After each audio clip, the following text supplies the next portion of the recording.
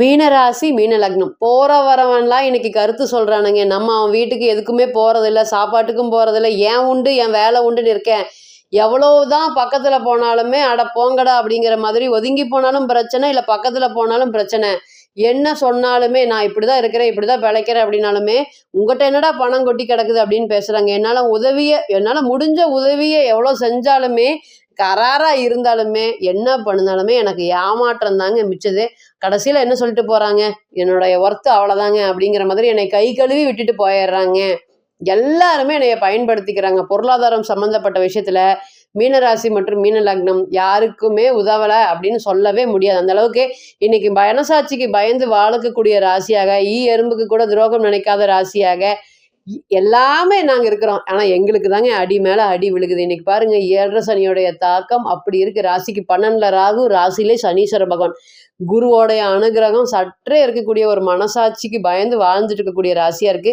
இருந்தாலுமே ஒளிமயமான எதிர்காலம் இருக்குதுன்னு ஒரு நாளும் கடந்துட்டு இருக்கீங்க. இன்னைக்கு கடுமையாக கிட்டத்தட்ட 5 டிகிரி சனீஸ்வர பகவான் இருக்கிறாரு. அவ்வளோ ஒரு மனசுமை, மன கஷ்டங்கள், மனக்கவலைகள். ஒரு 100 வருஷத்துக்கு முன்னாடி எப்படி என்னோட குடும்பம் இருந்ததோ அதே மாதிரி எங்கள் அம்மா சொல்லியிருக்காங்க, நாங்கள் இவ்வளோ கஷ்டப்பட்டிருக்கோம், இவ்வளோ இப்படி இருந்திருக்கோம் அப்படின்னு. இன்னைக்கு அதே மாதிரி வாழக்கூடிய காலங்களாக வந்துருச்சா அப்படிங்கிற மாதிரி நிறைய வருத்தங்களும் கவலைகளும் இருக்குது. கடவுளுடைய அனுகிரகம் மட்டுமே இருக்குது. இருந்தாலும் தலைக்கு வந்து தலப்பாவோட போச்சுன்னு ஒரு நாட்களையும் கஷ்டப்பட்டு கடந்துட்டு இருக்கோம். ஏன்னா இன்னைக்கு தான் ராகு வந்து அடிச்சுட்டு போயிருக்காரு. இப்போ மறுபடியும் சனீஸ்வர பகவான் 2 கிரகம் தன்னுடைய ஆளுமை, ரெண்டுமே நல்ல கிரகமாக இருந்தாலும் பரவாயில்ல.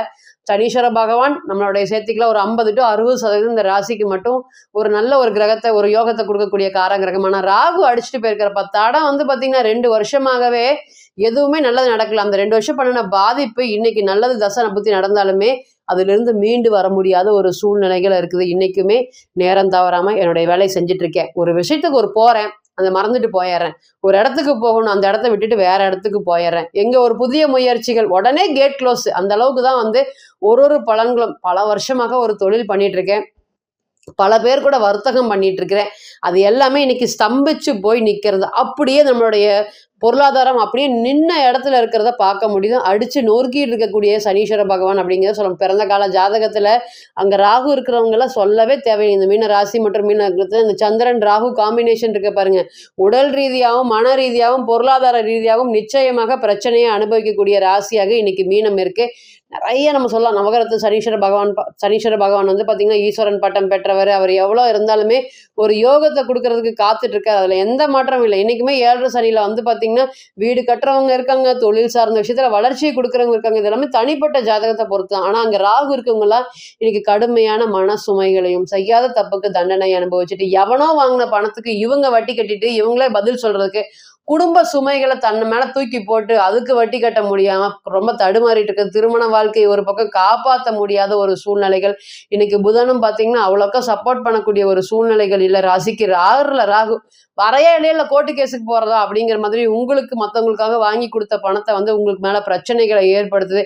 கிட்டத்தட்ட கஷ்டத்தை மட்டும்தான் நாங்க அனுபவிச்சுட்டு இருக்கோம் அப்படிங்கிற மாதிரி ஒரு கஷ்டமான வாழ்க்கையை நாங்க வாழ்ந்துட்டு இருக்கக்கூடிய இந்த சூழ்நிலையில சுக்கிரனுடைய பயிற்சி மீனராசியை பொறுத்தவரை நம்ம இன்னுமே பேசிட்டு இருக்கலாம். அந்த அளவுக்கு வந்து மனசுமைகள், கவலைகள், கஷ்டங்கள், பொருளாதாரம் சம்பந்தப்பட்ட பாதிப்புகள் இதெல்லாமே முழுக்க அதிகமா இருக்கு. வெளியே போனா என்ன சொல்றாங்க, உங்களை மாதிரி நீ நல்லா தான்டா வாழ்ந்துட்டு இருக்கிற, உனக்கு எந்த பிரச்சனையும் இல்லை அப்படின்னு 4 பேர் பேசும்படியான ஒரு சூழ்நிலைகள் தான் இருக்கு. இன்னைக்கு நீங்க போய் என்ன சொன்னாலும் அவன் புரிஞ்சுக்கிற மாதிரி இருக்காது.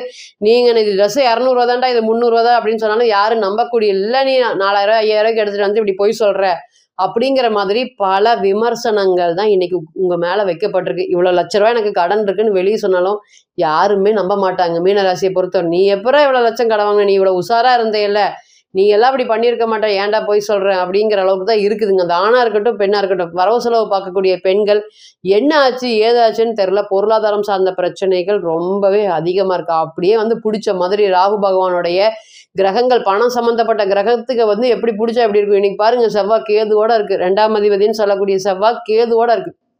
உங்ககிட்ட பணம் வாங்கினவங்க எல்லாமே ரொம்ப தைரியமா தன்னம்பிக்கையா வண்டியில போறது, கார்ல போறது, உங்கள பார்த்துட்டு சிரிச்சுட்டு போறது, இல்ல தரம்போது தரேன் அப்படின்னு ரொம்ப அசால்ட்டா பேசுறது, இந்த மாதிரி தான் ஒரு ஒரு நாட்களையும் நீங்க கடந்துட்டு இருக்கீங்க. 7 சனிங்கிறது என்ன? மனக்கவலைகளும், சுமைகளும் தான் கொடுக்கும். அப்ப என்ன சம்மந்தப்பட்ட விஷயங்கள் பிரச்சனை பண்றீங்க? இது எல்லாம் தான் டெய்லி நீங்க கடந்துட்டு இருக்கீங்க. இந்த நேரத்துல இந்த மீன ராசி மற்றும் மீன லக்னத்திற்கு ஆகாதவர் யாரு அப்படின்னு கேட்டீங்கன்னா, சுக்கிர பகவான் தான். 8ல வந்து ஆட்சி பெறக்கூடிய கிரகமாக அவர் இருக்காரு. ஆனா, அவரே முயற்சி ஸ்தானாதிபதியா வர்றதுனால, இன்னைக்கு 3ஆம் இடத்துல பலம் பெறக்கூடிய ஒரு சூழ்நிலையில இந்த சுக்கிரனுடைய பெயர்ச்சி சற்றே ஆறுதல் தரக்கூடிய விஷயமாக என்னென்ன பலன்களை குடுக்கறதுக்கு காத்துட்டு இருக்கு. ஏன்னா, வருடத்திற்கு ஒரு கிரகம் மட்டுமே, ஒரு முறை மட்டுமே அந்த கிரகம் 3ஆம் இடத்தோட 3ஆம் அதிபதியோட சம்மந்தப்படும். இந்த ராசியை பொறுத்தவரை நல்லா எஃபோர்ட்ஸ் போடணுங்க. அப்பதான் ஜெயிக்க முடியும். அப்படிங்கிறதுல எந்த மாற்றம் இல்ல. நான் குருவோடைய வீடா இருக்கிறதுனால, அங்க என்ன கிரகம் இருக்கட்டும், கொஞ்சமா தான் பாதிப்பு குடுக்கும். நிரந்தர பாதிப்பு அப்படிங்கிறது தெரியல. 1000 பிரச்சனைகள், கவலைகள், கஷ்டங்கள் இருந்தாலும், அதெல்லாம் தாண்டி வரக்கூடிய ஹாரோஸ்கோப்பா தான் இந்த மீன ராசி மற்றும் மீன லக்னம் இருக்கு. ஏன்னா, குருவோடைய ஆளுமை செலுத்தக்கூடிய வீடு.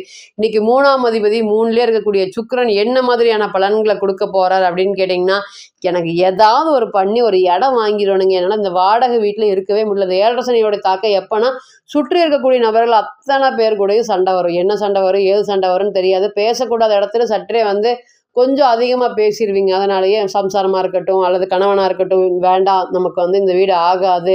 ஏதாவது ஒண்ணு பண்ணி நம்ம இடத்த மாற்றத்த பண்ணணும். எத்தனை வீடு தான் மாத்திட்டே இருக்கிறது. நம்ம சொந்தமாக ஒரு இடம் வாங்கி ஒரு வீடு கட்டலாம். அதுக்குண்டான முயற்சிகள் பண்ணலாம்.